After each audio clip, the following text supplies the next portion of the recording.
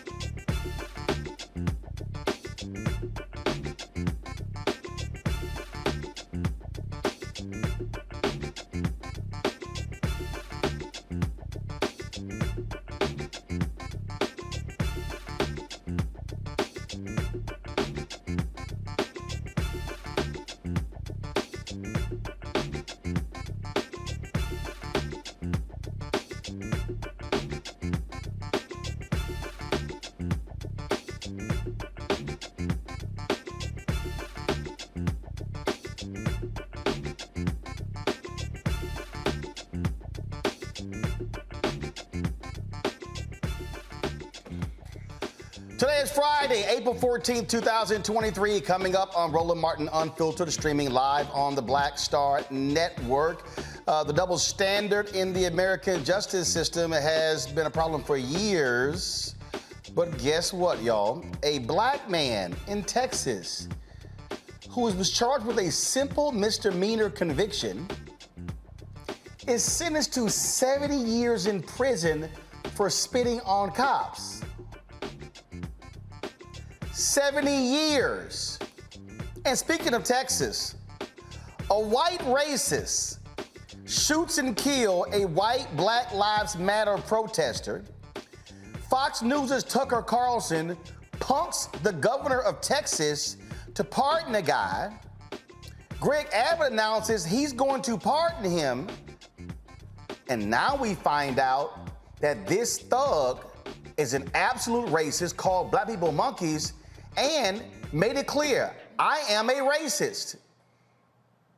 Way to go, Tucker and Greg. We'll talk with a Texas state representative about both of those cases. Also, an HBCU in Charlotte, North Carolina, folks, could very well face closure. We will talk to the president and the board chair with the Barber-Scotia College about what the difficulty they're facing, and we'll tell you more about it. And also, folks, U.S. Supreme Court Justice Clarence Thomas palling around with billionaires. That billionaire buys his mama's house, fixes it up. Mama still lives there, but he says, I see nothing wrong. Yeah, you were supposed to disclose it, and you broke the law. We'll talk with Ellie Mistel, justice correspondent with The Nation, about that. Also, in our Education Matters segment, we'll highlight an organization helping families prepare their children for college. It is time to bring the funk. The day before, Jackie Robinson Day in Major League Baseball on the Black Sun Network. Let's go. He's got it. Whatever the miss, he's on it. Whatever it is, he's got the scoop, the fact, the find. And when it breaks, he's right on time and it's rolling. Best believe he's knowing. Putting it down from sports to news to politics. With entertainment just for kicks, he's rolling. It's on Go, roll, y'all. It's Roland Martin, Rolling with Roland now. He's funky, he's fresh, he's real, the best, you know he's Roland Martin now.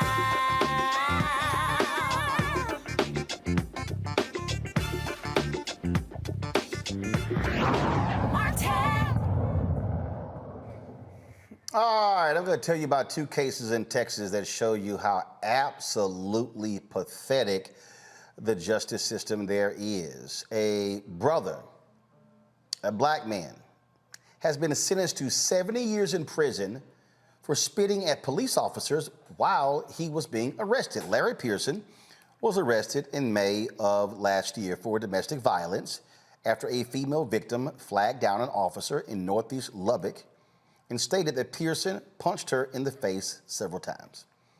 Now, according to police, Pearson was arrested and continued to kick and spit at the officers even after being detained at the Lubbock County Detention Center. Now, Pearson was convicted on 2 counts of harassing a public servant.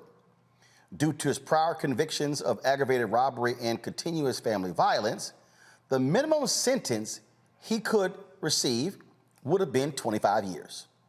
But the prosecutor asked the jury to consider a sentence that would, quote, send a message to Pearson and society.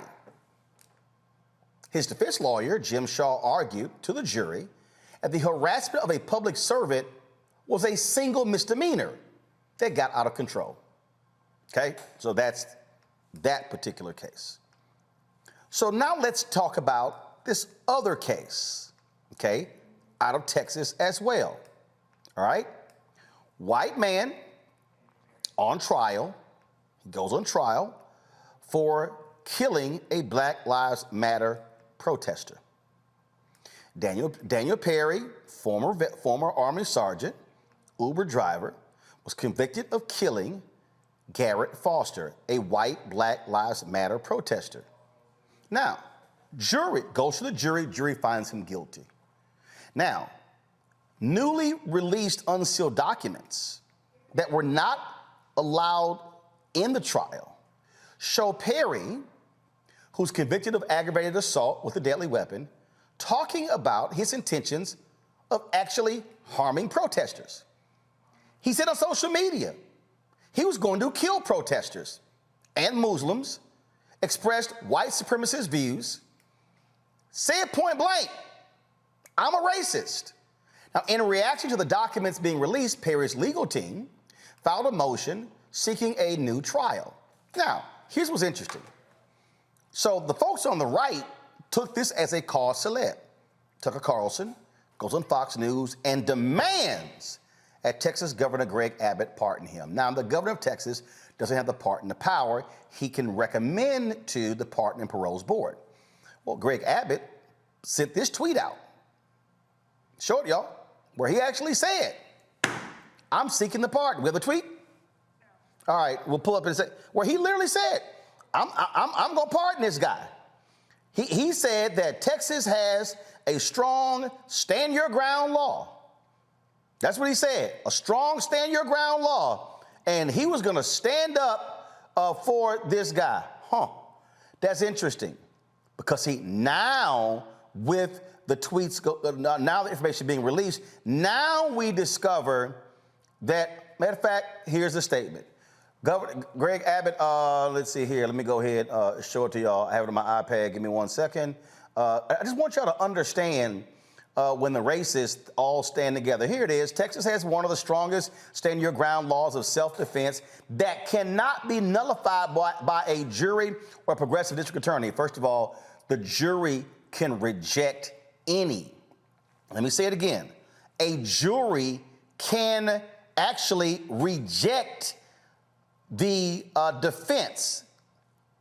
It happens in Florida cases. He says, unlike the president or some other states, the Texas Constitution limits the governor's pardon authority to only act on a recommendation by the Board of Pardons and Paroles. Texas law does allow the governor to request the Board of Pardons and Paroles to determine if a person should be granted a pardon. I've made that request and instructed the board to expedite it. Okay, that's Greg Abbott. All right. No word from Greg Abbott or Tucker Carlson now that we know that Daniel Perry has said he was going to kill protesters. No word from any of them about Daniel Perry saying, oh, I'm a racist. No word from any of them with all the other comments that he made. Not a word. See, this is what happens when you jump on that bandwagon and you find out who you defending. Now it seems like they're trying to all run for cover. But see, we haven't forgotten how hardcore they jumped on this. And so I'm gonna do this here. I'm gonna go to a break. When I come back from this 2-minute break, I'm gonna talk to State Representative Jarvis Johnson of Texas about both of these cases to show you the insanity that we see. So they got no problem with the white prosecutor in Lubbock seeking more years and saying, and let me be real clear, I ain't defending no dude who lays his hands on a woman. But to add 45 years because he spit, that's BS. We'll talk about that and this murder case when we come back right here on Roland Martin Unfiltered on the Black Star Network. If you're watching on YouTube, hit the like button. Don't forget, download our app. I told y'all Facebook is tripping. This is why we can't depend upon these other platforms. If y'all want to guarantee that you can see this show, download the Black Star Network app on all of your devices, Apple phone, Android phone, Apple TV, Android TV, Roku, Amazon Fire TV, Xbox One, Samsung Smart TV. You can also watch us on Amazon News. Just simply go to Amazon Fire, pull up Amazon News, pull up the Black Star Network 24-hour streaming channel. You can also tell Alexa, play news from Black Star Network. You can catch it as well. And also support us in what we do. Send your check and money orders to P.O. Box 57196, Washington, D.C. 20037-0196. Cash App, $RM Unfiltered, PayPal, R Martin Unfiltered, Venmo is RM Unfiltered, Zelle, Roland at RolandSMartin.com, Roland at RolandMartinUnfiltered.com. We'll be right back.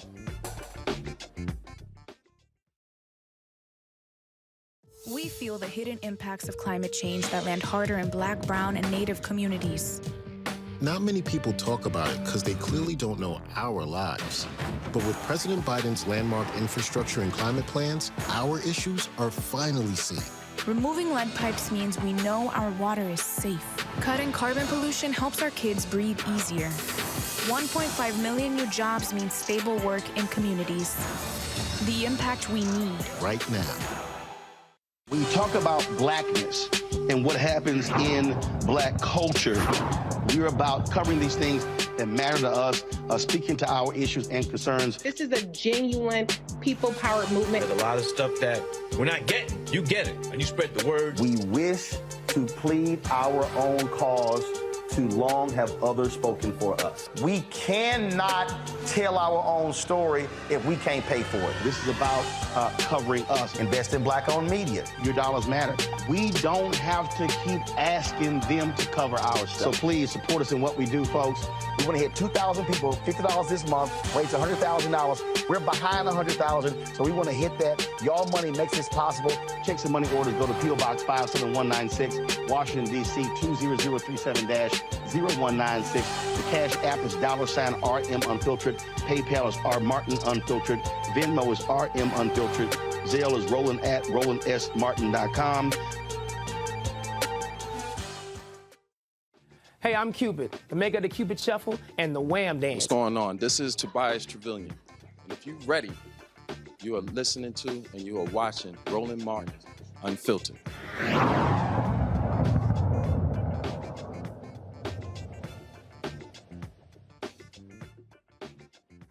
Okay, so I just want y'all to understand, here is white nationalist Tucker Carlson angry that Texas Governor Greg Abbott would not come on his show to discuss Daniel Perry. Watch this. So you're not allowed to defend yourself against BLM rioters, even when they point a rifle at you. That's the lesson. But of course, that lesson is incompatible with justice. And so to his credit, the governor of Texas, Greg Abbott, has announced that he will pardon Daniel Perry. It's a little more complicated in Texas. Perry is behind bars tonight, but the governor has instructed the Pardons Board to work on an expedited review. That's required by law in Texas in order for a pardon to occur. But he is pardoning this man. That is obviously the right thing to do. George Soros can't pay for people to put his political opponents in jail and then have a Republican governor ignore it. It's outrageous. But of course, Democrats think he should be convicted of murder because one of their voters got killed. Now, everyone involved in this was the same color, white. But of course, Greg Abbott is a racist for some reason for pardoning Perry. So you're not allowed so here's to the deal. defend Come on. So here's the whole deal. BLM Representative Jarvis Johnson of Texas joins us right now. So let's just deal with this. First of all, I'm native Texan. You're native Texan. First of all, anybody says there's no right to defend yourself in Texas is a flat-out fool and liar. We know that's just a lie. Right on, right on.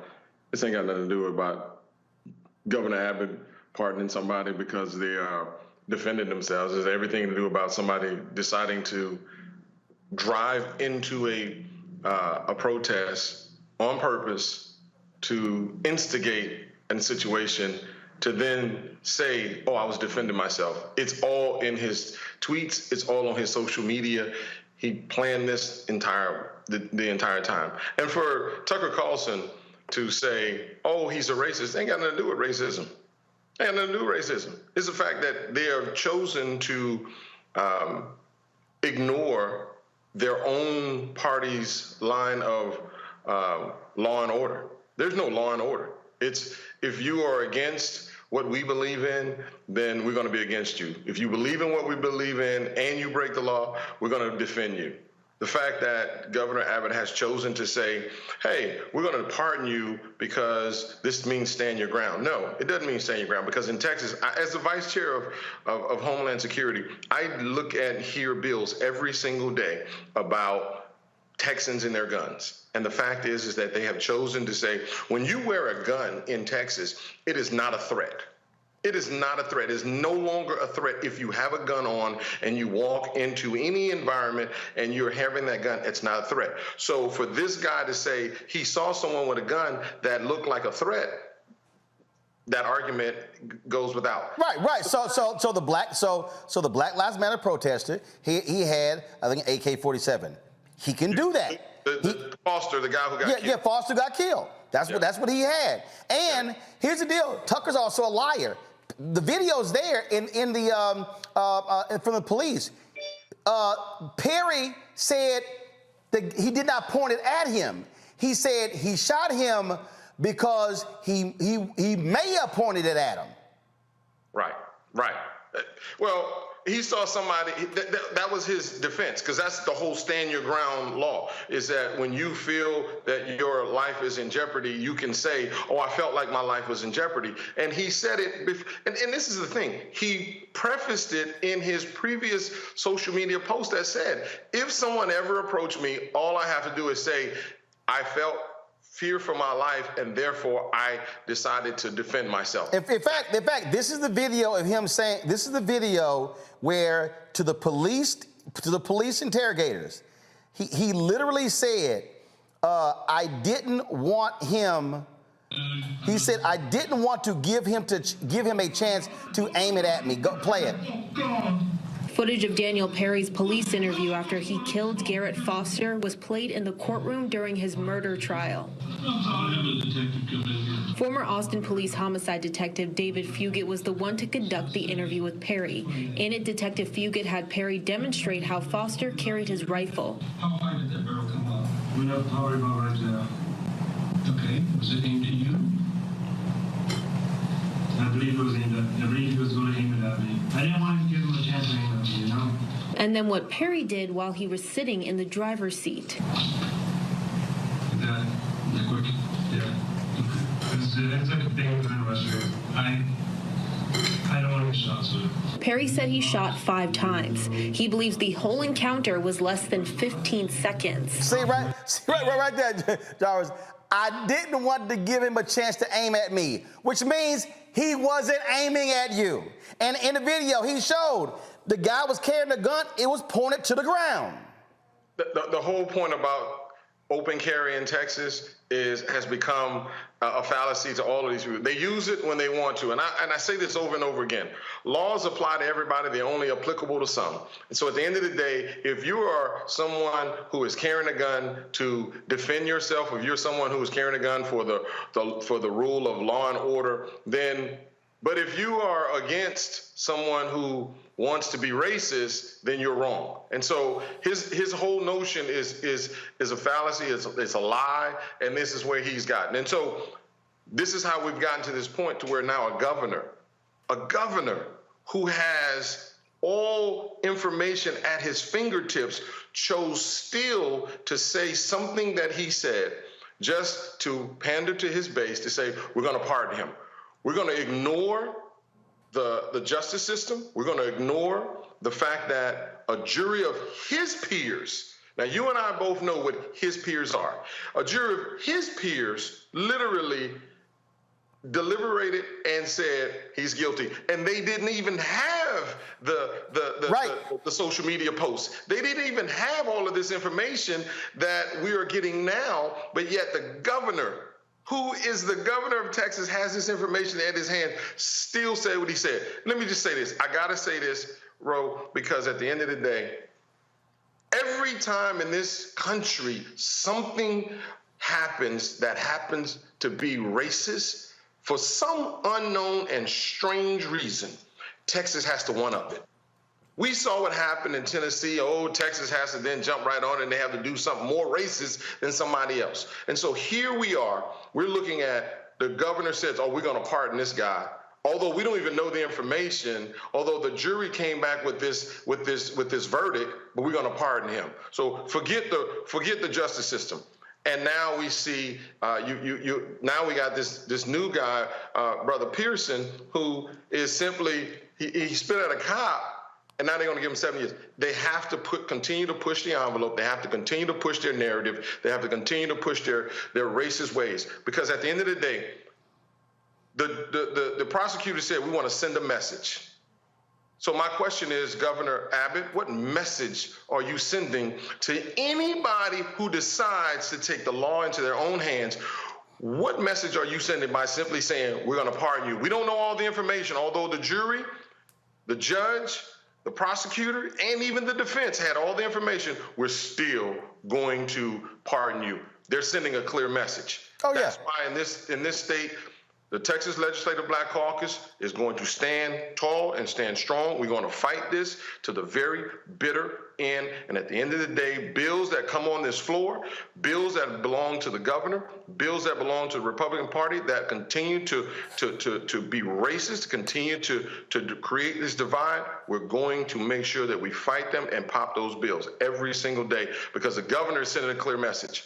We want to be the racist state in the country. We don't care. We don't care if Governor Ron DeSantis wants to do what he does, then okay, we're going to do one up on him up. So that's what they're doing, and that's unfortunate what we're having to deal with in this state every single day. We're having to fight bills, we're having to fight laws, and we're having to fight people that want to give a pass to the white supremacists, to give a pass to those that want to inflict pain and death upon people who are simply trying to live. And to have a voice.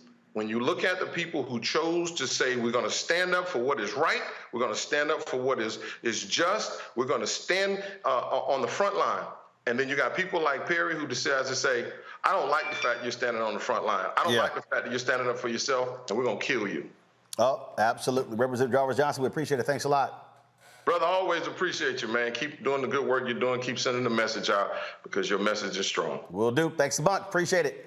Thank you, brother. Folks, my panel, Michael Imhotep, host of the African History Network show out of Detroit, Matt Manning, civil rights attorney out of Corpus Christi, Texas, Kelly Bethea, communication strategist based out of D.C. I'll go to you, Matt, first. Matt, so here's the deal. This is from the Texas Tribune. On May 29, 2020, after George Floyd's death, murdered by a Minneapolis police officer, prompted nationwide protests, Daniel Perry sent a text message saying, I might go to Dallas to shoot looters.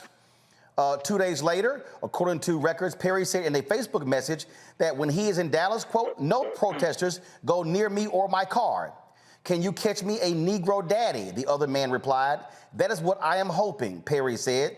In June, Perry sent text messages from an unknown area detailing bars closing and said, the blacks gathering up in a group, I think something is about to happen. He also said, I wonder if they will let my cut the ears off of people who decided to commit suicide by me. Now, again, court records, all of this comes from Perry's phone records and social media accounts. The U.S. Army sergeant also sent racist and anti-Muslim messages before and after Floyd's death in April 2020. He sent a meme, which included a photo of a woman holding her child's head underwater in the bath with the text, when your daughter's first crush is a little Negro boy. A year later, he messaged someone on Facebook looking for weekend work for active duty military. Too bad we can't get paid for hunting Muslims in Europe. That's the person who Greg Abbott is trying to support, Matt. So share your thoughts about that and, of course, the ridiculous case out of Lubbock, Texas. Dear Greg Abbott, we hate you. You're not going to get elected president no matter how many songs and dances you do to try to get the base. Here's the reality of it. Austin is my hometown. Greg Abbott has been locked in a war with Austin and Travis County for years, right? He's always talking about Democratic cities and the whole deal.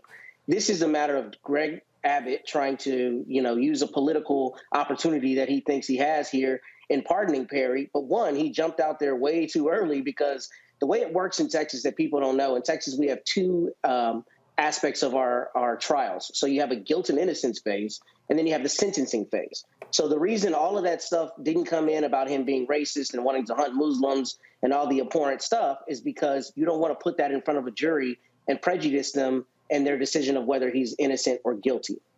That being the case, for the governor to come out and say he wants to pardon this person on stand your ground is disgusting, particularly because of how often Republicans are talking about the rule of law and letting the rule of law stand. Here, a jury of 12 people in Travis County heard all the evidence, repudiated the stand your ground charge, because what that means, Roland, is when you're in a jury trial, at the end of the trial, the jury gets a very long document called a jury charge. And that jury charge gives them the law. And it says in the state of Texas, you are entitled to stand your ground if you're faced with deadly force, and you don't have a duty to retreat. That's what stand your ground means. However, if the jury does not believe you're faced with deadly force, then they can choose not to exonerate you or absolve you and find you not guilty on that basis. And that's precisely what happened in this case. So for Greg Abbott to immediately say he wants to pardon somebody at the behest of Tucker Carlson speaks more to Greg Abbott's insecurity and fear about his presidential chances than it does the actual,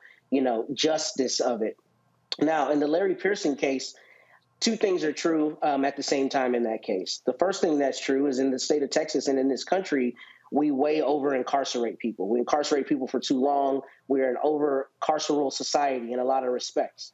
However, in this case, I think that people don't know the parole scheme, and I think that would put it into a better context. So the context here is Larry Pearson is what was called habitual felony offender in Texas. And if you know California's 3 strikes law, it's kind of like that. So what that means is specifically, if you have gone to prison 2 times before or more, any subsequent felony you get accused of is automatically 25 to 99 or life. In Texas, we use ranges. So you don't get automatically, a specific year.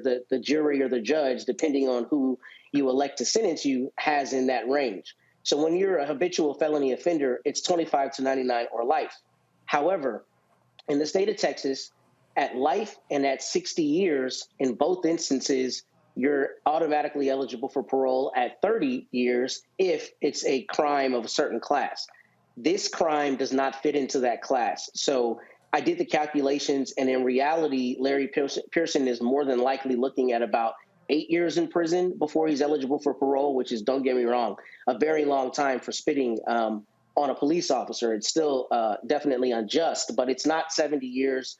Those are really statement verdicts. Those are verdicts that prosecutors ask for from juries to show that, they think that the jury should send a message, as she said, but not because he's actually going to serve 70 years. In fact, it's more likely that he'll serve between 7 to 10 years, depending on if he makes parole on the first time. But notwithstanding all of that, it's still an overly carceral society, and it's one where 70 years for a black man, for any person, should really be seen as abhorrent, particularly in the context of somebody being convicted of murder by 12 citizens in the most liberal county in the state, with Lubbock being the exact opposite. You know that being from Texas. Out in Lubbock, that's a hanging county. Travis County is not.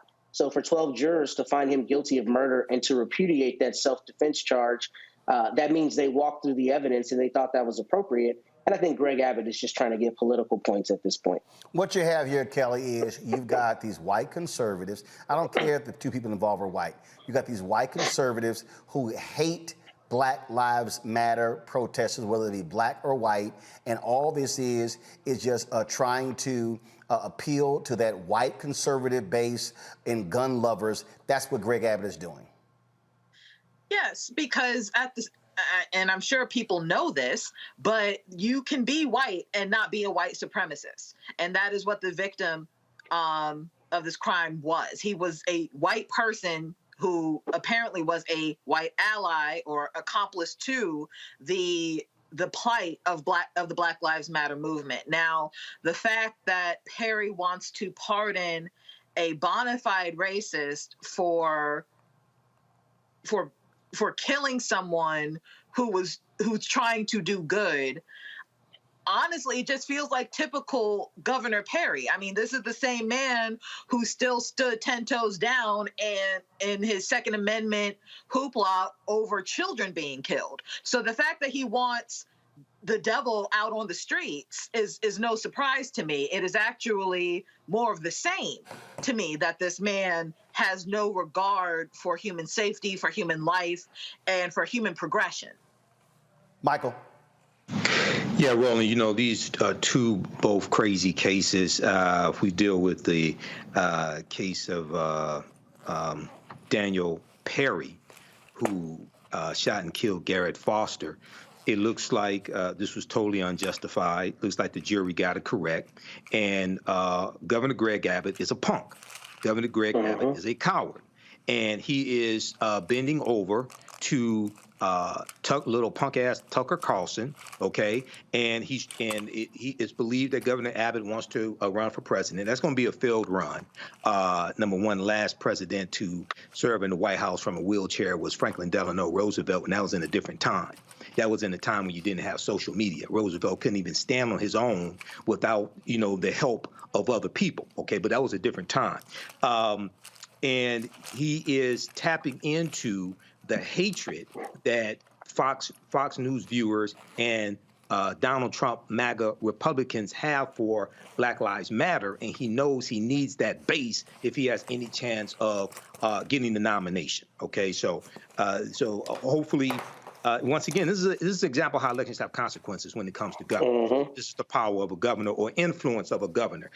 Secondly, with Larry Pearson, I'm glad that Matt was able to give context with this. I know that the minimum that Larry Pearson could get is 25 years in prison. It did seem like this was a prosecutor trying to be an activist at the same time and trying to get 70 years, which is just totally unrealistic. And I'm against abusing Black women as well, regardless of who does it. I think it's even worse when a Black man does it. But hopefully, he won't do anywhere near the 70 years. But this is a crazy case as well, coming out of Texas once again. Well, we know we're dealing with here, folks, and that is we're dealing with people who want to have two ideas of a justice system. And so we'll see if Abbott keeps moving forward with this part, and especially with this new information that we now have. Got to go to a break. We come back. HBCU in North Carolina fighting for their survival. We'll explain exactly what is going on. You're watching Roland Martin Unfiltered right here on the Black Star Network. Hatred on the streets, a horrific scene, a white nationalist rally that descended into deadly violence. White people are losing their damn minds. As an angry pro-Trump mob storms the U.S. Capitol, we've seen shooting. We're about to see the rise of what I call white minority resistance.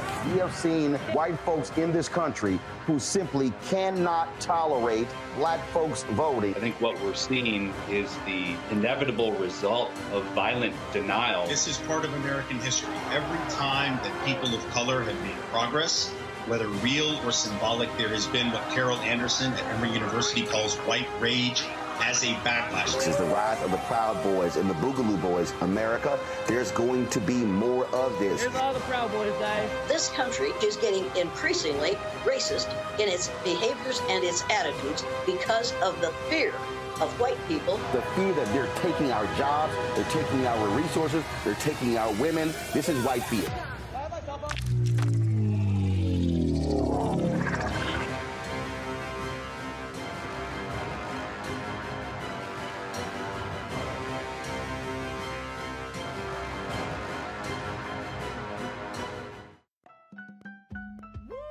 We're all impacted by the culture, whether we know it or not. From politics to music and entertainment, it's a huge part of our lives, and we're going to talk about it every day right here on The Culture with me, Faraji Muhammad, only on the Black Star Network.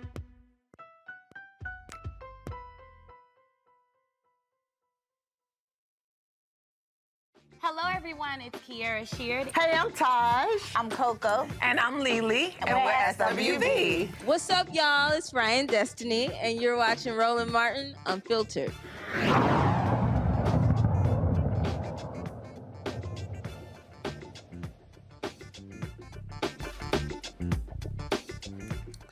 All right, folks, welcome back to Roland Martin Unfiltered right here on the Black Star Network. We often talk about HBCUs and their importance to this country. We've also seen where some have fallen on hard times. Some have closed their doors.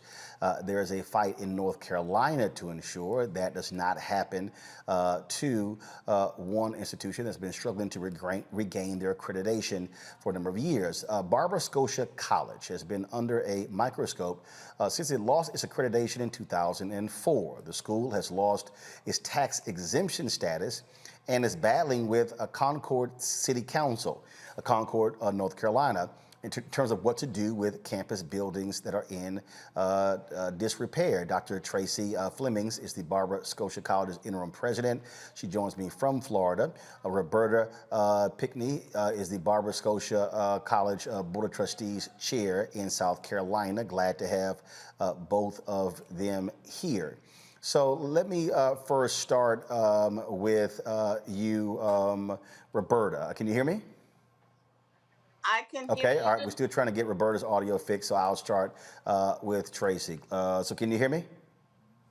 Yes, indeed. All right, cool. Thank you for having us. So, all right, so so you're going on. You're in your 19th year not having accreditation. Morris Brown is a perfect example. They went through a long period of time where they were able to regain their accreditation. And so, what is the status of that? And first of all, is the school still operational? How many students do you have? How many faculty do you have? Yes, thank you. In 2004, we lost our accreditation. And of course, in 2016, we got as close as we had been in quite a while in reobtaining that accreditation through TRACS. We decided to pursue TRACS versus SACS for just various reasons. And we feel like we were better positioned and suited to pursue TRACS. We are eligible to reapply for our accreditation through TRACS. And we've got an accreditation team that's been working diligently in that process. We attended our orientation back in October to let the TRACS committee know that we're serious about obtaining our accreditation back. We are down to 4 students, and those 4 students will be graduating in June. So we have a push to try to bring and recruit additional students. Back in August, we tried to bring students to the campus. And in doing so, our City of Concord partners, liaisons, halted that process. So our goal is, if we can't bring students to the campus and educate, then, how can we survive and how can we continue to be a viable institution, which is what we're not understanding why our city consultants won't work with us there in the city of Concord, North Carolina. We've come a long way. The chairwoman and I have been in the seat now in interim positions, or I'm in interim. She's permanent for a year and 3 months. And we had asked, for people to be patient with us, let us get in, stabilize the school, and continue to move forward from there. So that's where we currently are. Okay, so you say they won't work with you. Now, the accreditation is one thing, and so let's deal with your tax-exempt status. You lost that. Well, we are being told that we have to justify not having students on our properties and the properties being utilized wholly and holistically for educational purposes. And they're looking for 2023 to start taxing us on those properties that have been untaxed for over 100 plus years. We do utilize the properties for educational purposes. As we all know, institutions like Strayer, Phoenix University, they started with no students on the campus. So having students on or off your campus does not necessarily justify your tax-exempt status as a 501c3 nonprofit institution. Also, we're continually trying to bring students to the campus, but we can't do that if city codes aren't going to approve our buildings and things of that sort and working with us to help us achieve that goal. Okay, so you're trying to gain your accreditation. First of all, you're going through that process. Now, when it comes to the tax-exempt status, okay, are you reapplying for that? Is that in review? And who is that? Who do you get that from? Is that the IRS? Is that the state? Is that the city? What we've received thus far is from the I'm sorry, Chairwoman. Well, I think what's happening here, we need to understand, we're actually talking about property tax exemption, not our 501c3 charitable tax exemption. That's intact. There's no problem there at all. It's the property tax exemption that's being the issue with the county tax office. Our buildings and our properties. Okay. All right. So, but again, whose decision is that? Is that the city or the state? And is there an appeals process? To our understanding, it's the county. There is an appeals process. We have submitted an appeal, and it now goes before the Equalization Board with the county. So we have submitted all information. They will give us a review date and determine at that point what our status would be. Part of that county review board is represented by the county tax assessor. Okay. All right. So, so now, what are you looking for from the public? Because, and again, there are people who are watching who are saying you got 4 students and they're graduating. What are you having next year? What do you have an actual growing concern? And then the other question is, who owns the land? And so what is the city trying to take it over, trying to sell it? Okay, what's going on? Well, as the Board of Trustees for the college, we own all properties. We have approximately 19 parcels of property, 17 buildings. Barber-Scotia College Board of Trustees own the property. And so therefore, we are the one that's being taxed by the county assessor. So we have full ownership of the property. Again, because of COVID and other instances, we've like Morris Brown, we've lost our accreditation over 20 years ago. So we, as new leadership, we are inspired to, seek accreditation, seek financial stability, which is the big issue for us. We need funds to build the infrastructure of Barber-Scotia College. So I have to ask this question though. So let me do this here. I got to go to a break. I'm gonna ask the question when we come back, and then my panel has some additional questions as well. So we'll continue coming back, discussing, talking about what's happening at Barber-Scotia College there in North Carolina, right here on the Black Star Network. I lost my daughter.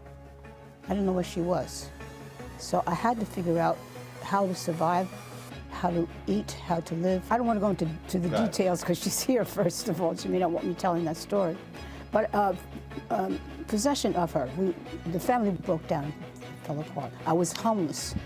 I had to figure out, I didn't have a manager or an agent or anybody anymore, and I'm the talent. So I got to figure out how to be the agent. I had to figure out, how does business work?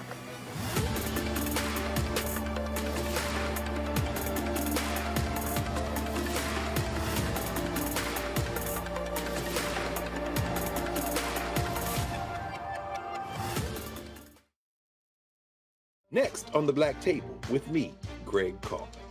Dr. Kwasi Kanadu, author, scholar, and healer. He is one of the truly representative thinkers and activists of our generation. I had a dream, a particular night, and when I woke up, several ancestors came to me, and they came to me and said, "We really like what you're doing, but you have to do more." His writing provides a deep and unique dive into African history through the eyes of some of the interesting characters who have lived in it, including some in his own family. The multi-talented, always fascinating Dr. Kwasi Kanadu on the next Black Table here on the Black Star Network. You want me to do something crazy, but I don't know what to do. I'd rather just sit here. Hi, this is Cheryl Lee Ralph, and you are watching Roland Martin on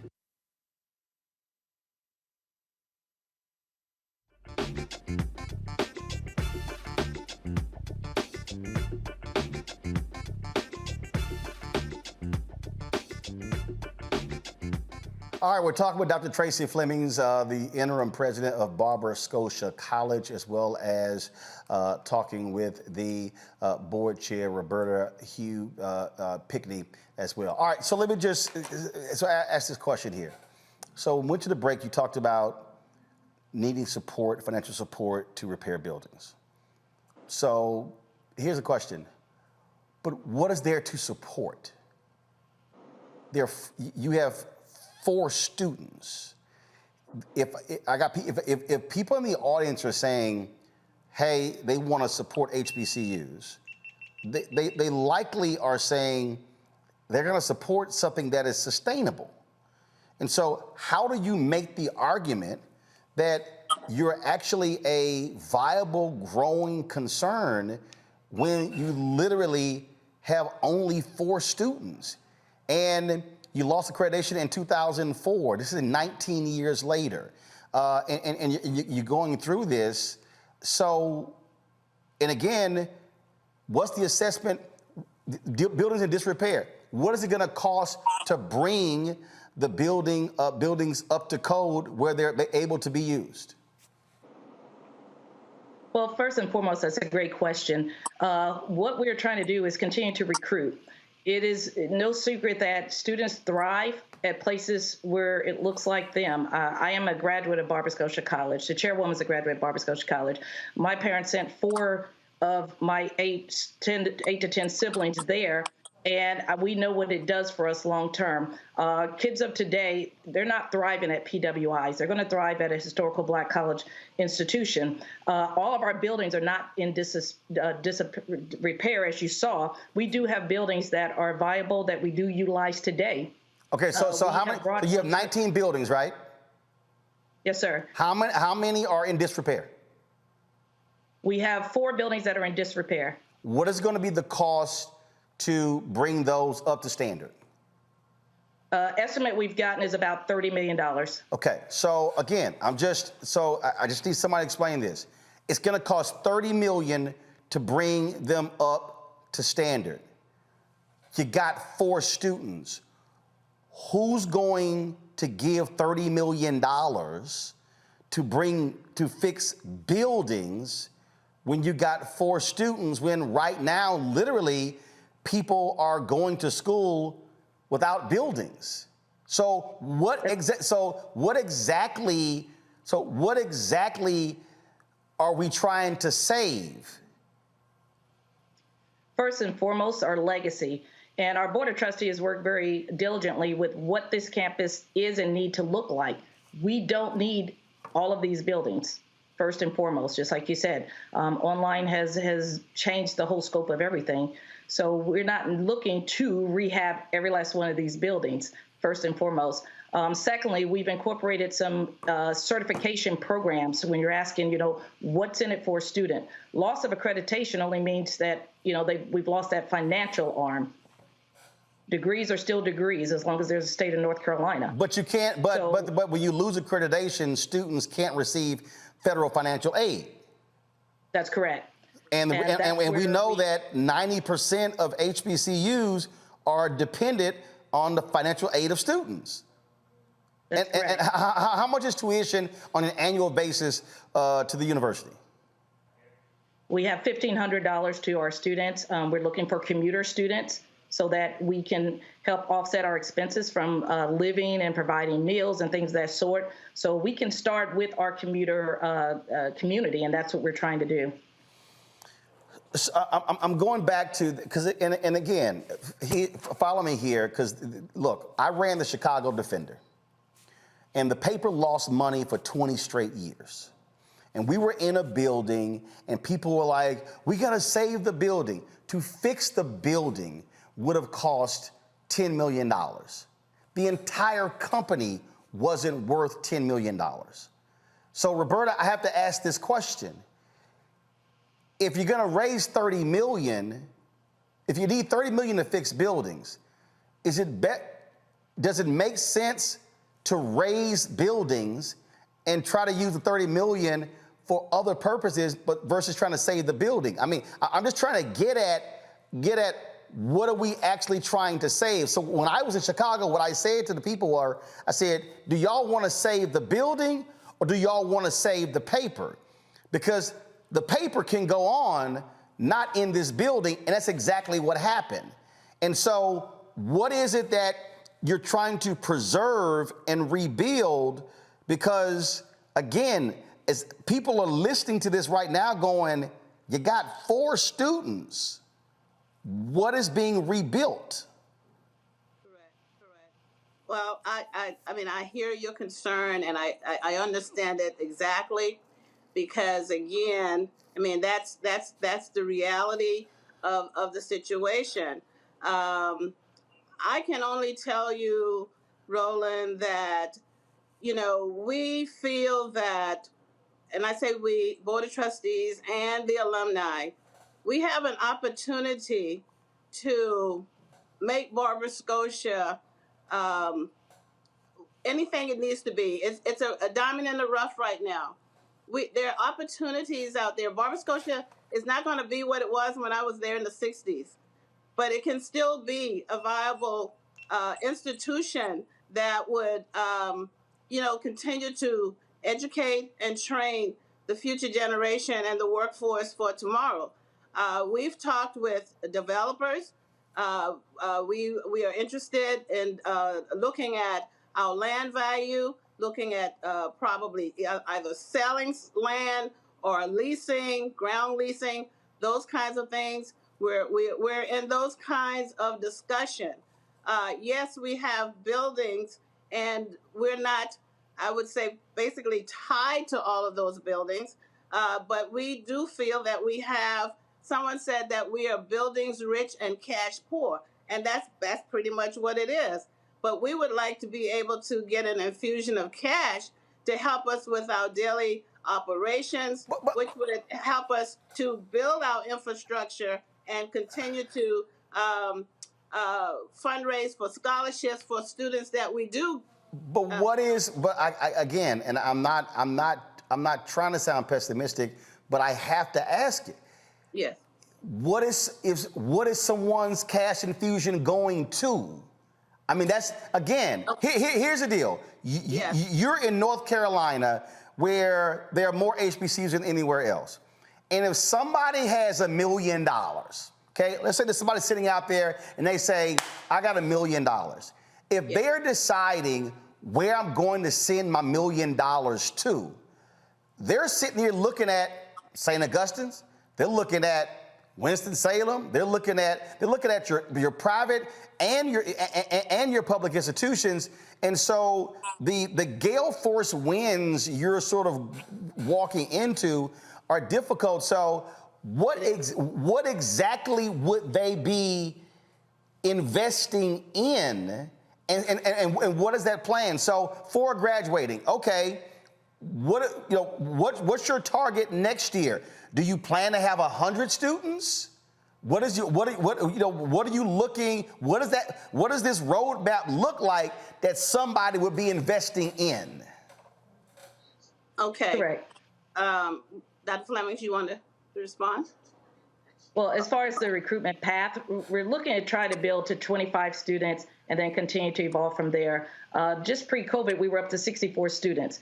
Our goal is to continue to get back to that platform through some of our certification programs, through people believing in what we're trying to accomplish through our business entrepreneurship program, through our religion program, through our solar and renewable energy programs. That's why we're partnering from a certification standpoint to get those programs going, let their students become the pipeline for our recruitment portals so that we can continue to increase that enrollment process. Board Chair Roberta, go ahead. Yes. Well, and some folks talk about nostalgia and all of that, but I think we feel as Board of Trustees that we have to protect our assets and use our assets wisely.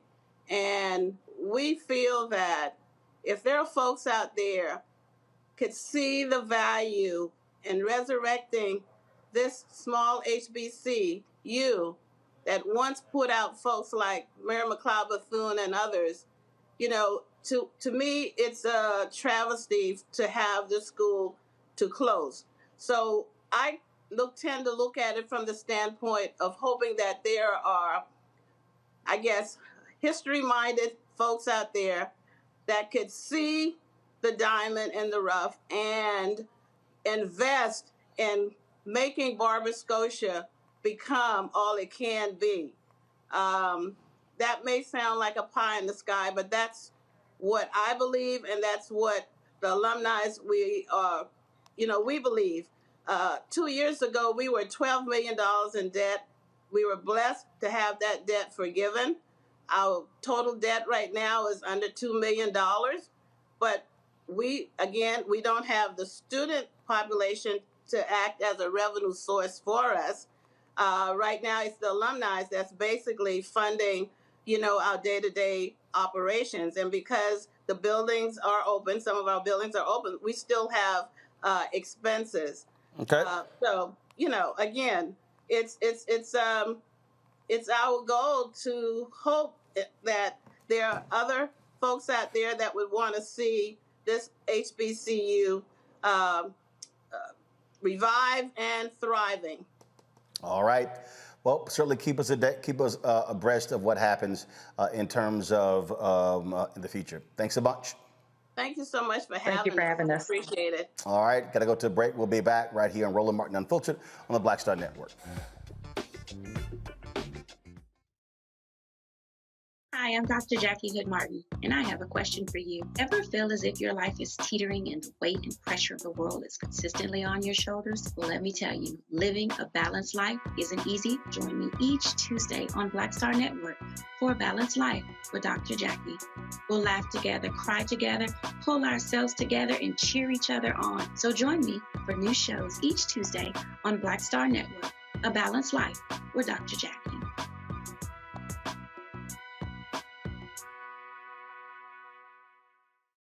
On the next Get Wealthy with me, Deborah Owens, America's Wealth Coach, have you ever had that $1 million idea and wondered how you could make it a reality? On the next Get Wealthy, you're going to meet Liska Askalise, the inventress, someone who made her own idea a reality and now is showing others how they can do it too. Positive, focusing in on the thing that you want to do, writing it down, and not speaking to naysayers or anybody about your product until you've taken some steps to at least execute. Liska Askalise on the next Get Wealthy, right here, only on Black Star Network.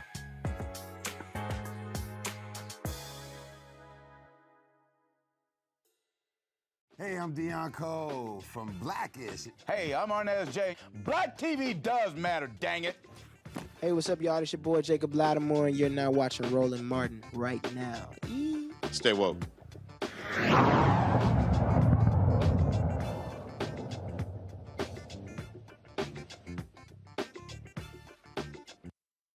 All right, folks, welcome back. My panelists, go to them. I'm going to start with you, Michael.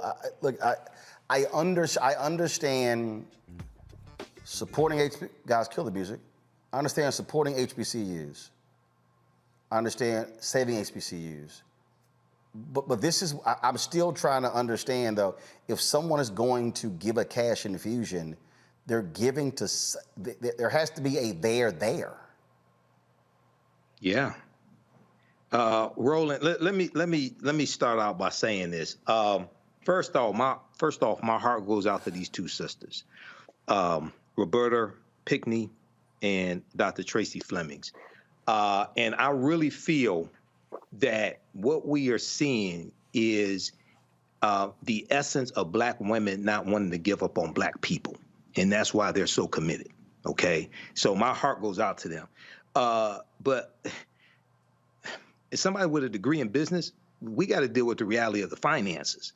And if you're trying to raise $30 million and you have 4 students and they have, according to this article here I'm looking at from WSOC TV, 9 students enrolled online, to me, I would ask the question, have you thought about going 100% online? Because you got more students online than, I guess, traditionally enrolled, one. And you can save a lot of money. Maybe you can sell off some of those buildings and go 100% online and buy one building and operate out of there. And 2, have you looked at, because you have such a great legacy, have you looked at trying to merge with other HBCUs, merge with other colleges to salvage your legacy and continue in a different form? Just because something, an institution or business has existed for 100 years does not mean it's going to continue in that same format. Things transform, things change, things evolve. So, brother, we have to understand how to become innovative. And the analogy that you gave with the Chicago Defender is an excellent analogy. You know, and I kind of understand somewhat something like that, because when I used to manage a Radio Shack, you know, they owned the building, okay, in Fort Worth, Texas, and they got to the point where they had to sell the building to bring in revenue and rent space out of the building that they used to own to be able to survive longer. So things like this happen in business, but we have to be able to disassociate emotions and feelings and be able to make financial decisions. It really is. It was hard having to ask those questions, Kelly. You're a graduate of Bowie State, and the reality is, private HBCUs have. I mean, we already know public HBCUs have troubles, but private HBCUs, you know, 10 times more trouble. And I do believe, and I'm telling you, that was, look, I had people who were protesting me in Chicago. There were people who were, how dare this dude come in from Texas and he's trying to sit here and move the defender. And I said, y'all, we have lost money for 20 consecutive years. The Michigan Chronicle was funding the Tri-State Defender, the Pittsburgh Courier, and the Chicago Defender. It was. That's how the company was still in business. So I come in, we lose money my first year, we make a $100,000 profit my second year, we make a $400,000 profit my third year, and I left because, frankly, the black millionaire owners who bought it out of Detroit, they didn't know what the hell they were doing with a media company, and they told me they just wanted to remain a small community paper when I was trying to actually turn it into a national media company that was worth millions. But people were in Chicago where they were wedded to the building because they grew up on the building. And I have this same viewpoint when I hear people protesting school closures. People talk about the building, and I keep saying, y'all, it ain't the building. You can save the building, but then have nothing else. And so I still am just curious again. And look, Morris Brown is fought through all of that. Their alumni stayed with them. The problem that this college has, they've revoked that tax exemption on a property. And so now, if you appeal and you lose, the question now is, what do you do? And to me, this is just me, and again, I'm not looking at all of the data, but I'll be saying, yes, let me sell it to a black developer or someone along those lines, take the proceeds from that, and yes, move the college elsewhere and still keep the college going. But I just think that for a lot of us, we're wedded to the history of the building, the land, and I get all of that, but at the end of the day, you still gotta survive. It is twofold, right? I understand where these women are coming from, and I also understand where you're coming from, because you're very pragmatic, you're very practical, you're very linear thinking, which is necessary in business. And honestly, that is what education, higher education is. It is a business, right? And this business isn't failing, it has failed. So I understand your approach in not being attached to a building and trying to find ways to survive and thrive in other facets so that you can still be a business, right? On the other hand, I understand where these women are come from, because it's not just a building, right? Yes, there's nostalgia tied to it, but at the end of the day, with the history of how Black people had to acquire land and keep land, specifically in the South, that is a feat. That was a miracle. And I understand these women trying to keep their miracle. What I heard in this interview wasn't just, a plea. I heard a lack of a story, and I heard a lot of desperation. And you can't have that in business, right? So, just as advice, I would advise them to have a storytelling brainstorm as to the rationale necessary to convince people to keep what they have, because it is heartbreaking for a school to fail. It is even more heartbreaking for an HBCU to fail, because we know how hard and how long it took historically to get to that point. But at the end of the day, I did not hear what the impact of Barber-Scotia was to the community. I did not hear anything about the history of Barber-Scotia, save for a name plug of Mary McLeod Bethune. But we don't know anything about this college. And at the end of the day, what I heard was that you only have 4 students. That is the story that's being told, that you only have 4 students. What's not being told is the history and the impact of this university college within the community and why it actually needs to stay. So I encourage them to actually tell a story that entices investors to come to them, so they don't have to go to them. They recruit investors more than they recruit students, and they'll get the money. Let me just say this here, Matt, and again, and I have always been supportive of HBCUs. And we've seen other HBCUs close their doors. And I would say this, and again, look, folks reached out to me. I got emails from people. And they're like, hey, the city is trying to take this land from the school. And absolutely, I'm all about how do we protect land, but not just how do we protect it. The reality is this here. If, let's say I had 50 acres in my family, and I just simply could not keep paying the taxes on that. Well, one thing I'm gonna do is I'm gonna try to go find somebody black to sell the land to. That's what I'm gonna do. I want to keep it in the family, but if I've exhausted everything, then this is what I have to do. And what I'm looking at here is, and again, I totally understand people in terms of, again, buildings, property. Listen, Jack Yates High School, I'll be back April 28th, giving out my 2 scholarships. I remember when they were building a new building, I had alumni across the country, Roland, we got to fight for the building. I'm like, no, I'm not fighting for that building. They were like, they tearing it down. I was like, yeah, they should tear it down. I said, listen, I know you went there and you would love to go back and walk the halls when you walked there. I said, but the building was built for 4,000 students. They don't even have 1,000.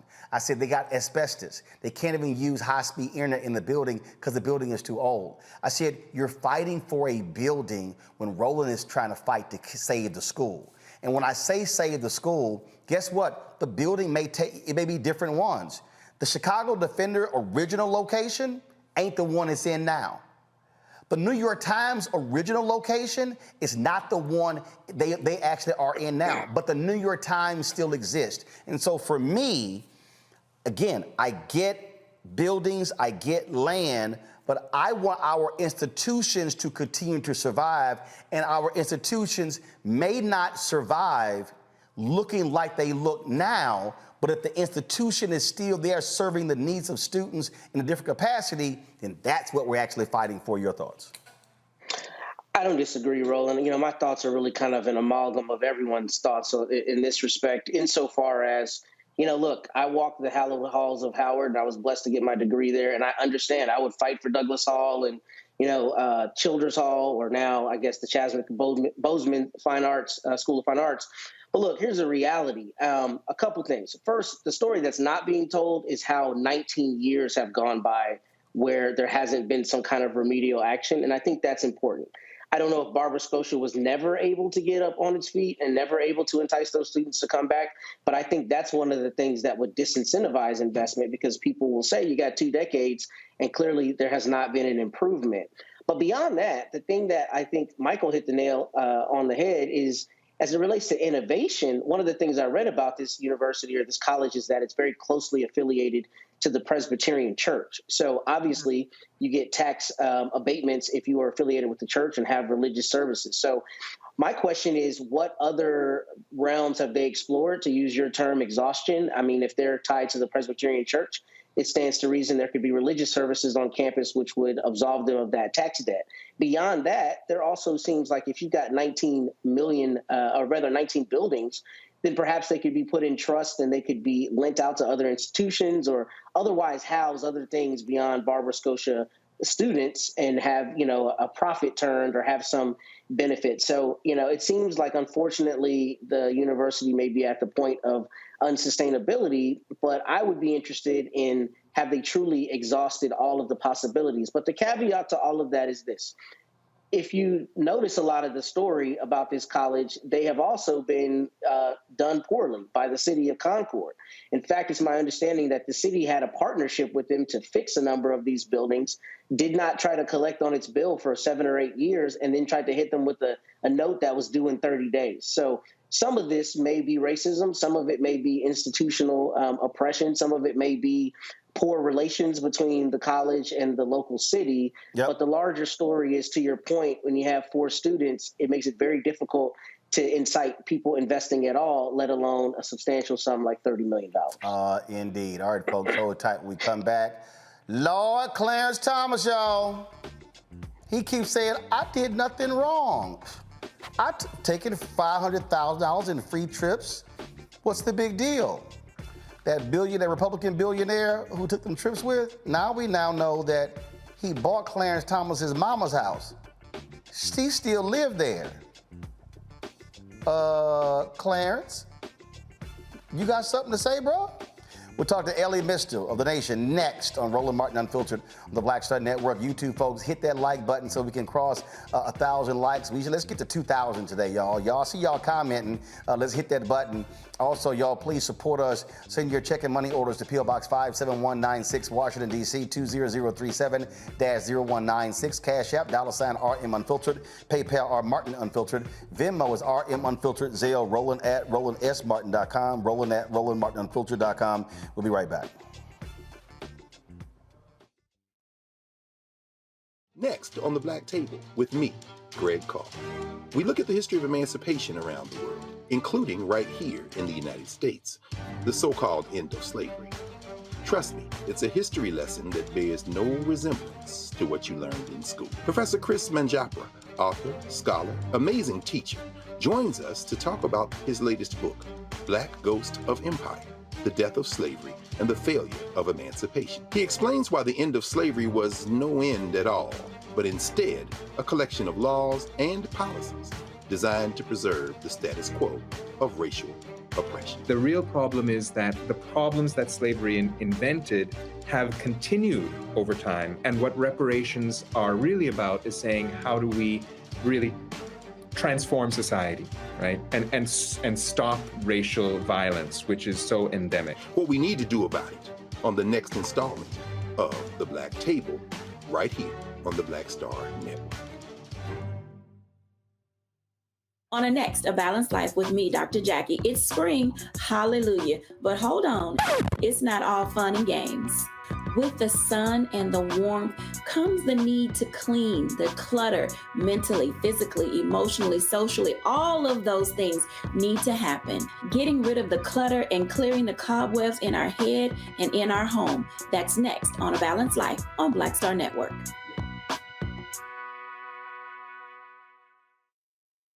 Hey, what's up, everybody? It's Godfrey, the funniest dude on the planet. Hi, I'm Israel Houghton. Apparently, the other message I did was not fun enough. So this is fun. You are watching Roland Martin, my man, Unfiltered.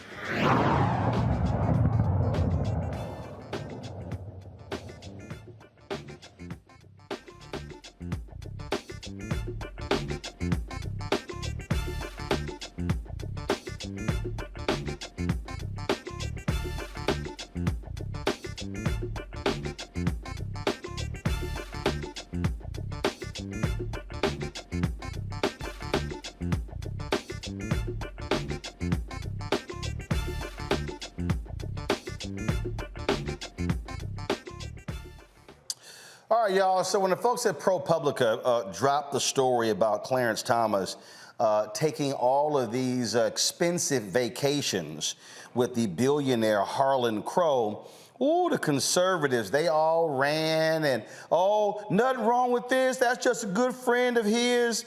Now go to my iPad. Then they came back with another story that showed Harlan Crow bought a number of lots in Savannah, Georgia, including the one where Clarence Thomas's mama lives. Fixed the joint up. Oh, by the way, she didn't move. She still lived there.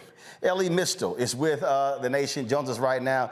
Ellie, glad to have you here. Man, so Clarence Thomas 20 years ago, the LA Times did a big story talking about how he was taking these gifts and how he was supposed to disclose them. His way of answering that was to stop disclosing stuff at all. It's a lot of things that he has not disclosed. Okay, for folks who don't know, let's just be clear. There's little oversight of the Supreme Court. What are Supreme Court justices supposed to be disclosing to the public? One of the only oversights we have over the Supreme Court is the public disclosure law. It's at 5 U.S.C. 13104 that lists all of the things that judges and justices, explicitly including the Supreme Court justices, have to disclose on their financial disclosure forms every year to stop exactly this kind of public corruption, right? Now, there was some arguments that I thought were poor arguments, but arguments nonetheless, that Thomas didn't have to disclose the $500,000 of trips and vacations and resort stays that he got from Harlan Crow because they were a matter of allegedly personal hospitality. I thought that was a bogus legal argument, but it was a legal argument. Disclosing land deals is cut and dry, all right? There's no argument that Thomas did not or should not have had to disclose this man buying his mother's house, fixing his mother's house up, and having his mother stay in that house. Harlan Crow is now essentially Clarence Thomas's mother's, who's still alive, God bless, is apparently her landlord, which obviously has to be disclosed under the law. So the argument that any argument that people had that Thomas was within the letter, if not the spirit of the law, that has been blown out of the water by this house buying story. And then they've said that, but Harlan doesn't have any business before the Supreme Court, so this is no big deal. You respond? Yeah, that's completely ridiculous. Harlan Crow is a rich Republican donor. Of course, he has interest in what comes before the Supreme Court. The Supreme Court, folks, touches everything, right? So if you have an interest in tax law, you have an interest in front of the Supreme Court. If you have the interest in the Interstate Commerce Clause, which is how the federal government is allowed to regulate businesses, you have an interest in front of the Supreme Court.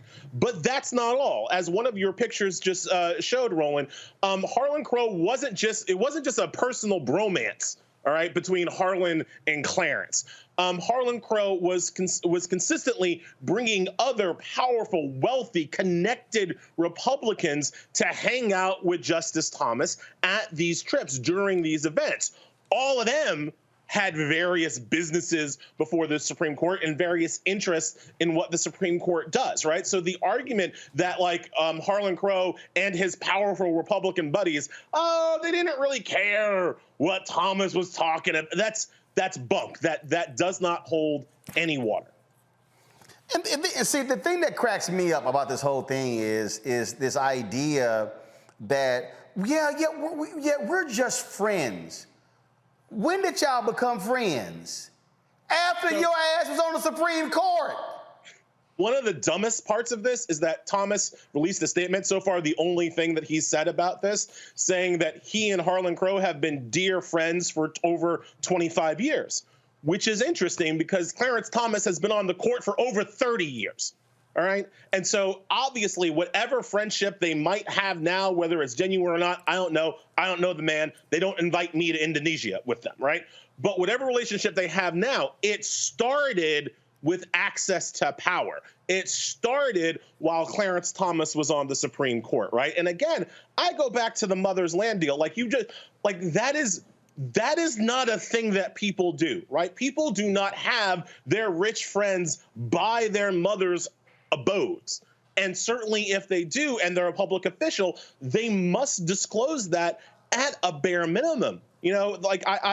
Roland, it's there beyond the legal stuff, right? There's some black stuff going on here too, right? Because what kind of person has their mother living in a house with a leaky roof? With that needs repairs, that needs updates. When Clarence Thomas is rich, he's a Supreme Court justice, he's gallivanting around the country with his wife, and his mama has a leaky roof? Like what? Who does that? Who does that? And, right?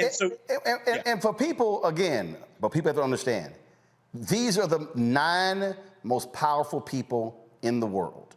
They are appointed for life. When they render decisions, that is it. That's the decision. That's the law of the land. They are supposed to be above reproach.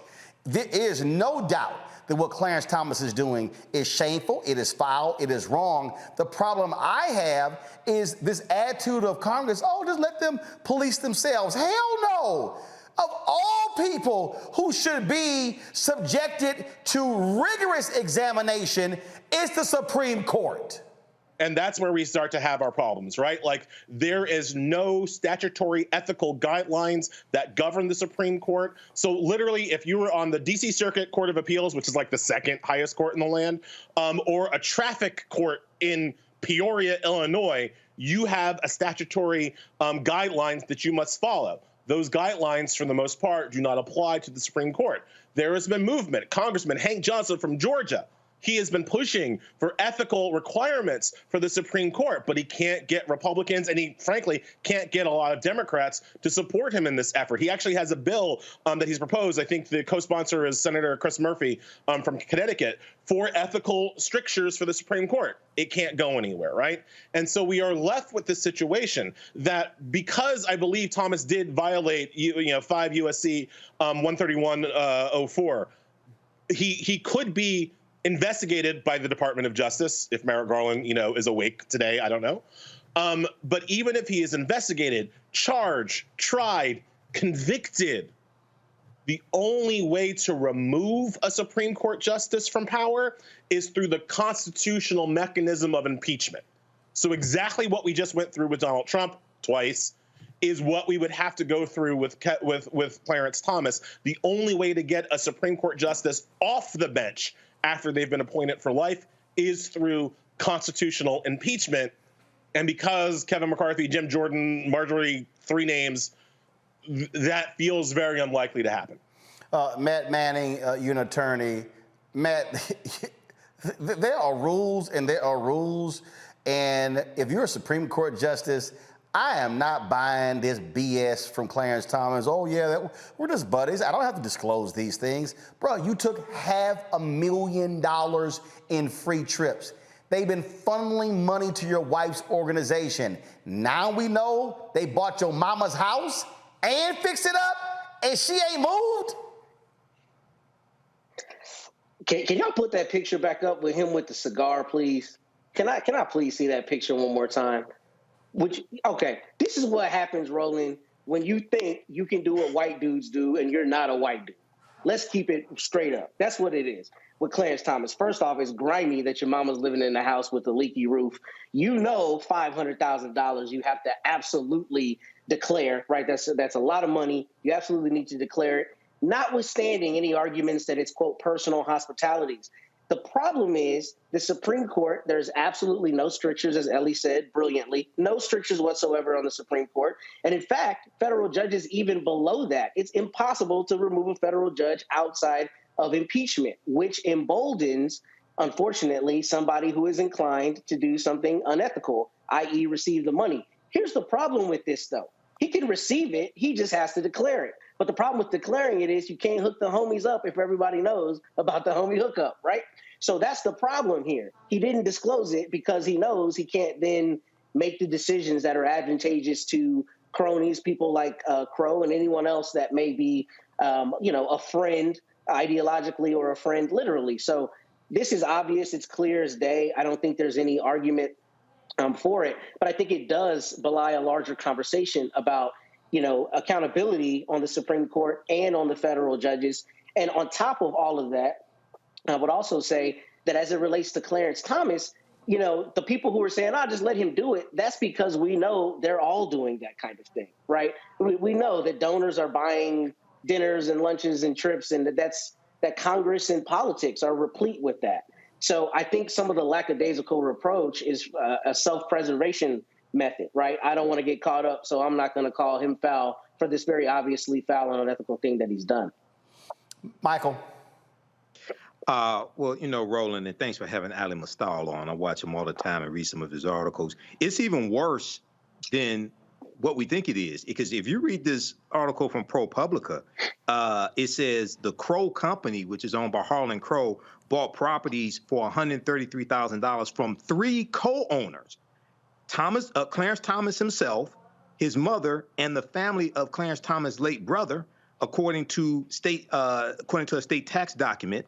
But also, they are, in addition to putting in tens of thousands of dollars into repairs on the home that Clarence Thomas's mother lives in, Harlan Crow's company is paying the $1,500 a year in property taxes that Clarence Thomas' the home that Clarence Thomas' mother lives in. So Thomas got money directly from this sale also. It's not just his mama living in the house. He got money directly from this sale as well. So for all you conservatives out there, including the Negro conservatives who try to brush this off, I would ask you the question. If everything was the same except 2 names were changed, if it was George Soros instead of Harlan Crow, and Tanya Brown Jackson instead of Clarence Justice Thomas, what would you say then? So, I know you have Democratic senators calling for an investigation, but this is one of the reasons why elections have consequences. Elections are so important. This is why the presidency is so important, but also the Senate, because the Senate confirms Supreme Court justices. So we have to understand how all this comes together and keep these Republicans out of power. Kelly? It is always interesting to me whatever Clarence Thomas does, because for years, I always thought of him as a token, as a puppet. And now we have proof that he's a token and a puppet. I mean, you look at the picture of him with the cigar. I mean, he literally looks like the fly in milk in the anecdote that we talk about when you are the only one in the room. And now we see how he even got in the room in the first place, because they needed a puppet. So I am curious to see how all of this plays out. I echo the sentiments of Matt and Michael, but nothing surprises me anymore when it comes to the cronyism and the under the table deals and how that translates into the laws that are coming down from the Supreme Court now. I am disgusted, but I'm not surprised. Final comment, Ellie. I still crack up how they said, the left, they're attacking Clarence Thomas. Michael's point is a good one. Yeah, if this was Soros and Elaine Kagan, trust me, they would not be so dismissive. Oh, if this was Ketanji Brown Jackson, there'll be hearings tomorrow on this stuff. Yep. I want to leave your viewers and listeners with this. This June, the Supreme Court is going to overturn affirmative action. Most likely, they will have their token, Clarence Thomas, write that opinion overturning affirmative action. And when Clarence Thomas does, he is going to say a lot of words about merit and how people should get where they are on their own bootstraps, and how Black people don't need any help. And it's demeaning for Black people to get extra help. Remember this day, remember this scandal when he's saying that, because that is the real kind of crucible that we are dealing with right now. This man is about to take away affirmative action, and when it turns out all this time he has been helped by rich white folks. That's the takeaway from this scandal. All right. Ellie Mister, we appreciate it, man. Thanks a lot. Thanks a lot for having me. All right, folks. We'll be back on Roland Martin Unfiltered on the Black Star Network. We've got Education Matters. And Justin Jones and Justin Pearson, boy, they weren't even back in the Capitol 24 hours before they were slaying them races in the Tennessee House. We'll show you a little bit of that as well. You're watching Roland Martin Unfiltered on the Black Star Network.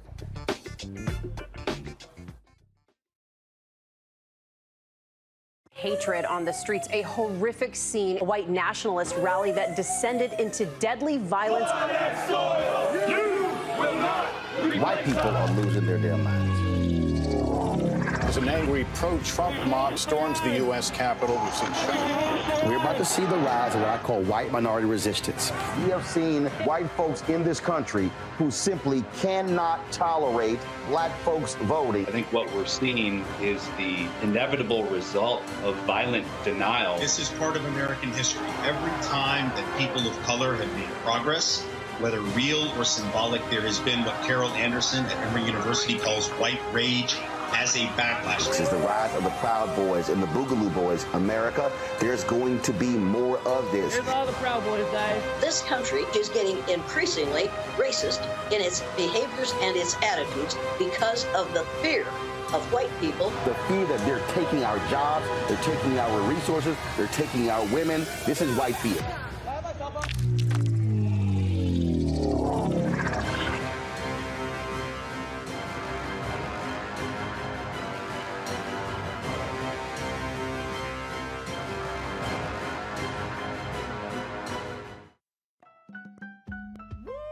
We're all impacted by the culture, whether we know it or not. From politics to music and entertainment, it's a huge part of our lives, and we're going to talk about it every day right here on The Culture with me, Faraji Muhammad, only on the Black Star Network.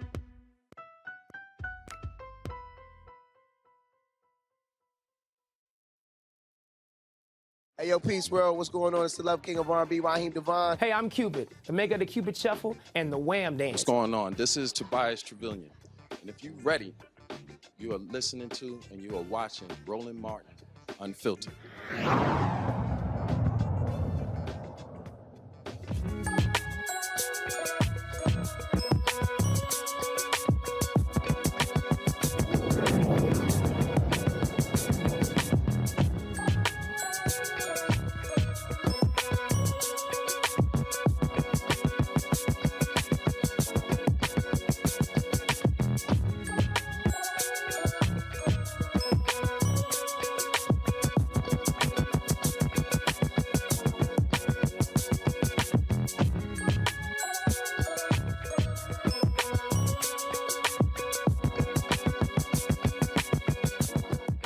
All right, folks, gonna be graduating from high school. The question is your student ready for the next phase? Folks, our next guest deal with that. The collegiate hustle begins preparing families for the college experience as early as middle school and helps folks until the students actually graduate from college. Bridget Lewis is the CEO of the Collegiate Hustle. She joins us from Baltimore.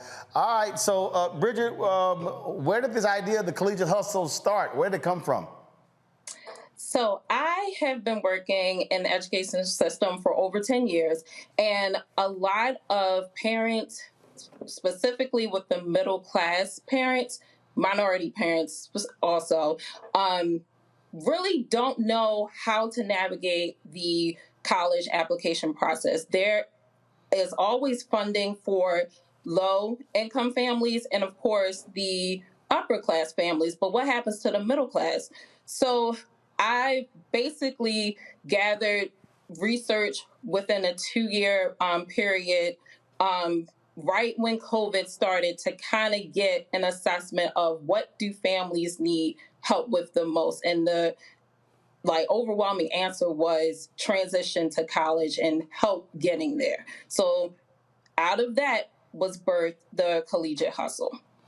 But here's the other thing. We talk about the collegiate hustle. It's not just the application process. It's everything else goes along with it because you can be accepted, but now you got to deal with the housing situation. Now you got to deal with the transportation piece, all of that. And people have to understand there still are a lot of first-generation college students, and if you don't have any experience in navigating that stuff, you have no idea how crazy it is. Absolutely. And that's one of the things that I think is misleading with the education system is that everyone who gets to go to college, especially if you're a minority student, you don't have any money. A lot of the families that I work with, they do make a lot of money, and therefore there's not a lot of funding to assist them with getting into college and staying there, more importantly. And since COVID, the mental health realm is easily impacting our students for staying into college and actually finishing, because now not only are they not really prepared for that transition of when they go, but more and more I'm finding out that in the middle school, it's not really even talked about. So I took 3 years within my own personal career to go back to the middle school to kind of do my due diligence and see what is going on in the middle school level, when is college being even introduced to them, and it wasn't. And a lot of that is preparation from the school community, from administration, and of course, the counselors themselves. The next generation, when you have folks who understand the process, it's a hell of a lot easier. I've got 9 nieces, 4 nephews. They benefit from the fact that my brother, myself, my sister, my wife, my sister's husband, all of us are college graduates. We know the ins and outs, we know the games, we know all the different deadlines and stuff, and so we can walk them through. And yes, starting them, we were dealing with them in elementary school. Like, let me be real clear. What your little ass doing in the 4th and 5th grade was going to show up when you're a senior. And a lot of people, again, don't understand really how these things impact you, how what you do in the 6th, 7th, 8th grade will impact when it's time for you to graduate. Mm-hmm. Absolutely. And I know specifically for the school district that I work in, they are starting that conversation of how students can get better prepared. So we have what's called the 6-year plan. And through that process, counselors are starting to talk. But what isn't talked about is the financial piece. So a lot of the students will say, my parents told me I need to get a scholarship. I have to get a scholarship. Okay, but how? Right. Like, what is the process for that? What do you do to prepare for that? And that is where I branched off and took a step back. And I'm also very much getting feedback from my former students of how could I have assisted you better? What did you need from me to assist you? And a lot of them came back and said, well, no one talked to my family about how we're going to pay for it even after the scholarships are applied. And part of that, I think a lot of it within the education system is, okay, you're middle class, you'll figure it out. No. Like, the same amount of time that is taken for low-income families to get Upward Bound program, or even, I know, the College Bound Foundation in Baltimore City, they take the time to teach their students. What about the other districts that have more middle-class families?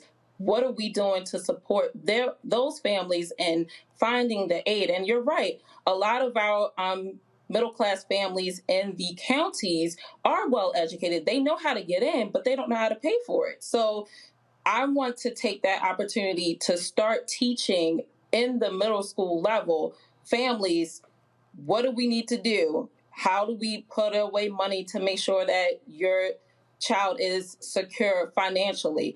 What about living expenses if your college tuition is covered? What about day-to-day living? Those things aren't talked about, and that's something I want to change. Yep, absolutely. Questions of my panel real quick. Kelly, you first.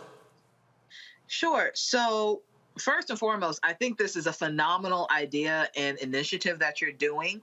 Is there any other information besides the financial bit that you're sharing with your families? And also, let's just say, this is middle class, so they are aware of college. Let's just say you have a kid out there who already has a dream school. Do you get information regarding that specific school that you disseminate? Is there anything, like, what other information do you share, can you share? So I pride with my company doing everything individual based. Like, I'd rather have sit down with the family individually and see what their needs are. So for some families, it might be, okay, I need additional help with even applying, or I need additional help. Okay, my child got in, but I don't understand this financial aid letter. Let's sit down and let's talk about it. And a lot for my particular population, the FAFSA process is huge. Getting through to families that, yes, you do have to give the government information. No, they are not going to misuse it. This is going to benefit your child. So that is the most questions I get revolving around FAFSA or the financial aid process, but it does depend on what each family needs. Matt. So I just want to thank you. This is me exactly. My parents are college educated, met in college, but by the time I applied, there were so many new things about the process that they had to relearn a lot of that. So kind of my question is twofold. The first part is, what, if any, do you advise as it relates to 529 plans or tomorrow funds, as some states have them, for people who are in the middle class and may not qualify for some of the other grants and loans? And then the second thing is, do you have a holistic kind of sequence that you help families walk through in terms of applying for the PSAT and dual credit versus AP and all the different things that may help optimize their college experience? Okay, so to answer your first question, the 529 plans, I am starting to learn more information about that myself. So I am not vast in that, but I do have partners where I reach out to them or refer families to them about when to start the 529 and how beneficial it is for their family. Because again, I do think each family has an individual need and individual situation where it could benefit for having the 529. However, I do press upon my high school families to have some type of backup plan for savings. And this is unexpected costs. And I think a lot of families do forget that college applications cost money. And waivers aren't necessarily given for middle class families a lot of times. So that's something that I pretty much prepare my families for that. And then in reference to like the holistic approach, what I like to do starting, if I can start in middle school, I can, but brand new freshmen, I want to have a conversation with the family about what your child is tending to do. Like, are they community college bound? Are they career bound? Are they military bound? Are they four-year college bound? And if they are four-year college bound, are they Ivy League bound, or are they looking to stay locally? And based upon the answers that they give on those questions, especially for the college one, for my particular district, my district pays beginning the summer of 9th grade for students to take classes at the community college for free. So I will go over that process of how to get that started and map out for the next 4 years, what is your plan?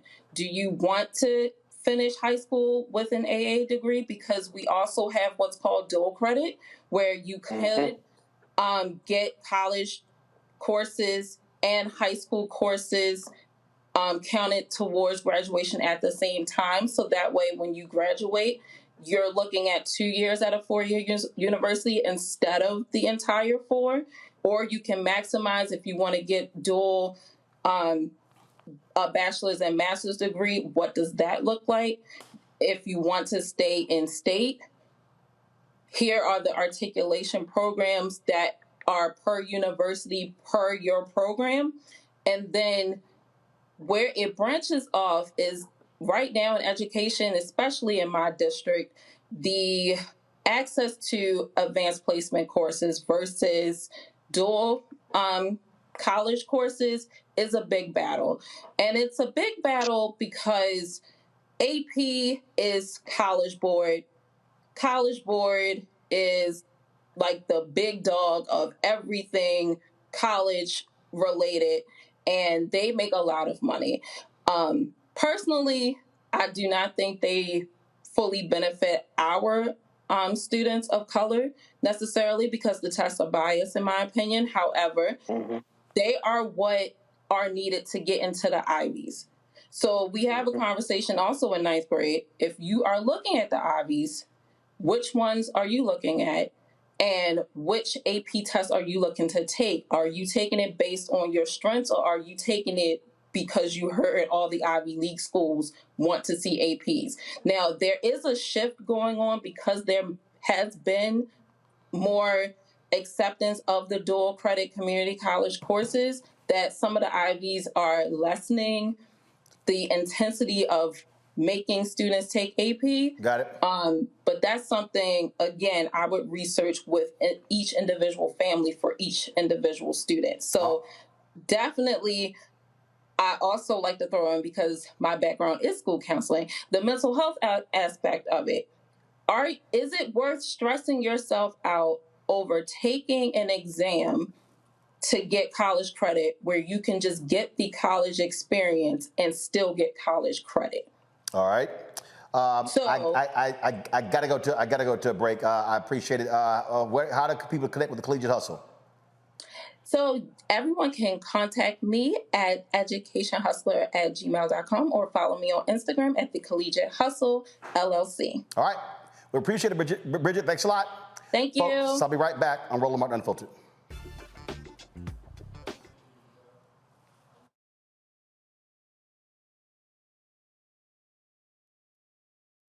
On the next Get Wealthy with me, Deborah Owens, America's Wealth Coach, have you ever had that $1 million idea and wondered how you could make it a reality? On the next Get Wealthy, you're going to meet Liska Askalise, the inventress, someone who made her own idea a reality and now is showing others how they can do it too. Positive, focusing in on the thing that you want to do, writing it down, and not speaking to naysayers or anybody about your product until you've taken some steps to at least execute. Liska Askalise on the next Get Wealthy, right here, only on Black Star Network.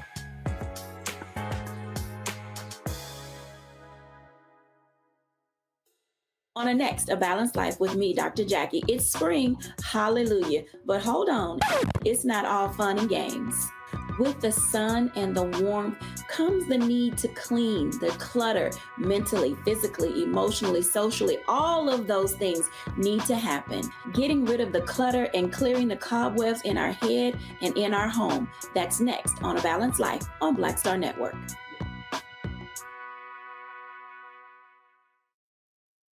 Hi, this is Cheryl Lee Ralph. Hello, everyone. It's Kiara Sheard. Hey, I'm Taj. I'm Coco. And I'm Lily. And we're SWB. What's up, y'all? It's Ryan Destiny, and you're watching Roland Martin Unfiltered.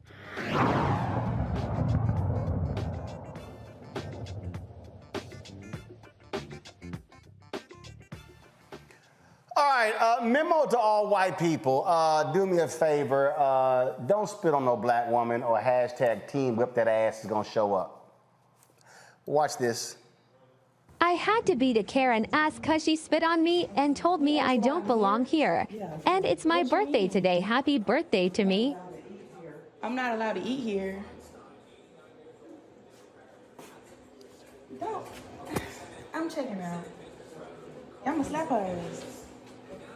Yeah, I'm get out of here. Ma'am.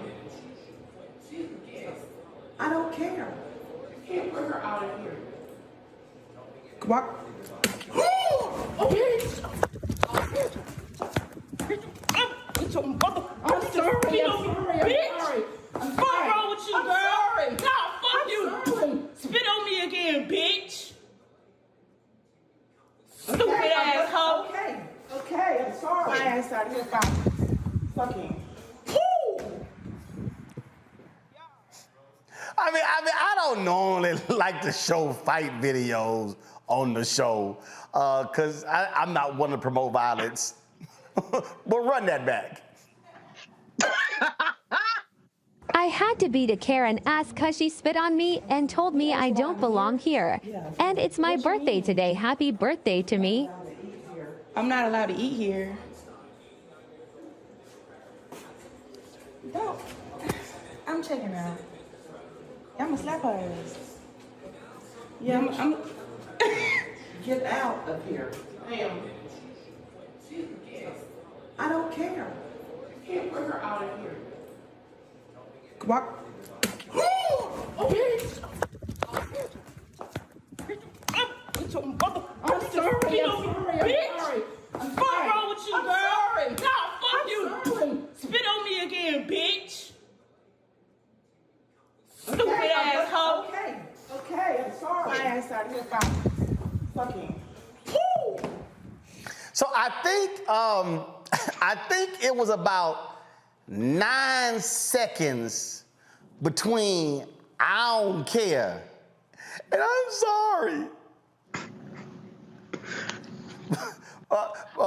Michael, again, hey, I'm just, see, you can't say I don't care if you don't care what's about to happen to your ass when you spit on his sister. Roland, so I watched this earlier today preparing for today's show. Okay, so a few things here. Let me unpack this.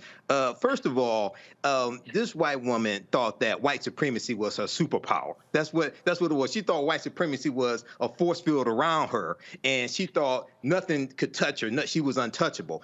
And this is a public service announcement to some white people. Not all white people think like this, but the ones that do. If you're going to talk smack to black people, you need to be able to know how to fight. See, this is somebody that didn't know how to fight and she got her ass whooped. That's what happened. No, Mike, no. This sister got skills. Whooped her ass while still holding the phone. And she was narrating what was happening too. She whooped her. She was still holding the phone and narrating. She gave us in the midst of ass whooping commentary. Right. And then Kelly gave us post analysis after the ass whooping. I mean, I hope she had the best birthday of her life after that. I hope all her dreams came true. She made a wish. I hope it was granted tenfold, because what you're not going to do is spit on me or assault me in any way, much less on my birthday. And forgive my French, but if you fuck around, you're going to find out. And you don't have to do a whole lot of fucking around in order to find out. It can be exponential. It's not a proportionate equation.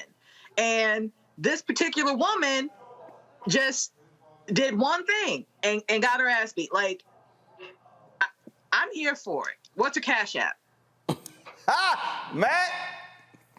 Dear Greg Abbott, my client needs to be pardoned because she got assaulted by a white lady spitting on her. That's all I'm going to say. Look, that part. I mean, right? This is, I don't know if it's truly self-defense every day of the week, but she got what she was looking for. And you notice that she jumped to the most vitriolic thing you can do, which is spit on somebody. Not just putting your hands on somebody, demeaning them, right? By you're not acquiescing to what I want, so I'm going to spit on you. And then she got whomped. And that's what should have happened. So I'm glad the sister defended herself, although I wouldn't necessarily say you should disseminate yourself whipping somebody's tail. I don't know that that's always the best course of action. You know, it's so satisfying to watch. I mean, you know, I know it's Friday. It's so satisfying. I mean, it's Friday. We run that back. Thank you. I'll rep pro bono representation. Run that back before we go. One more time. Let's go. I had to beat a Karen ass cause she spit on me and told me I don't belong here. And it's my birthday today. Happy birthday to me. I'm not allowed to eat here. Don't. I'm checking out. I'm gonna slap her ass. Yeah, I'm get out of here. Ma'am. I don't care. You can't put her out of here. Walk. Oh, bitch! I'm sorry. Bitch! What's wrong with you, girl? No, fuck you. Spit on me again, bitch. Stupid asshole. Okay, I'm sorry. My ass out here fucking. You know what? As she was beating her, I thought I was listening to a James Brown song because she was beating her in rhythm. It was like,